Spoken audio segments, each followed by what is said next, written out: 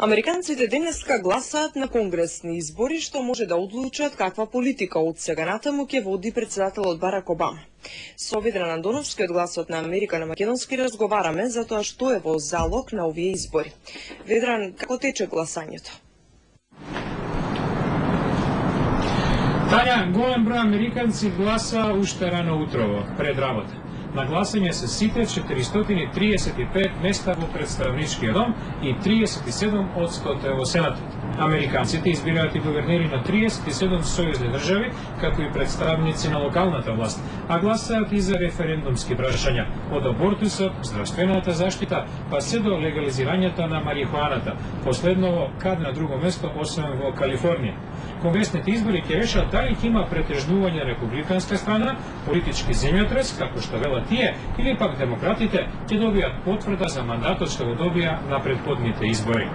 Тања? Какви се шансите републиканците да го вратат мнозинството во Сенатот?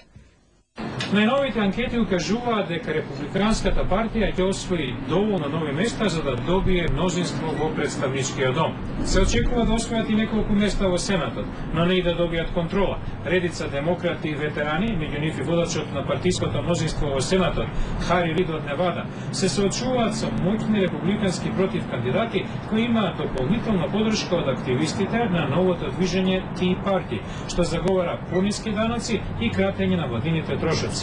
Каква и да е добивката на републиканците на овие избори, ќе стори да биде потешко председателот да ги протурка своите иницијативи низ Конгресот. Тања? Ведран, кое прашање ќе биде клучно на изборите? Според сите проценки, економската ситуација. Обама ја префрла кривицата за кризата и високата стапка на невработеност на грешките на претходната влада на републиканецот Џорџ Буш. Републиканците пак возвраќаат дека Обама е оној кој него испорача што го вети пред да биде избран за председател. Според политички аналитичари, може да биде клучна перцепцијата меѓу гласачите дека Обама потрошил премногу време на реформата на здравствената заштита, а ја запоставил економијата. Здравје или пари, конечниот збор ќе го дадат денеска гласачите. Тања? А што велат тие гласачите? Еве дел од анкетираните со кои разговаравме денес, на денот на гласањето.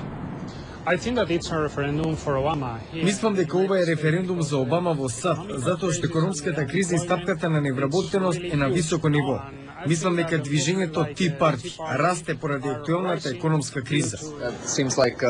Изгледа дека републиканците ќе остварат предност во Конгресот.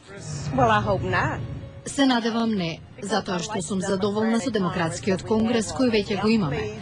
Задоволна сум, добро ми оди во животот и немам поплаки. Граѓаните се заинтересирани за отварање работни места, помала влада, помалку трошење. Републиканците тоа го можат. Тања?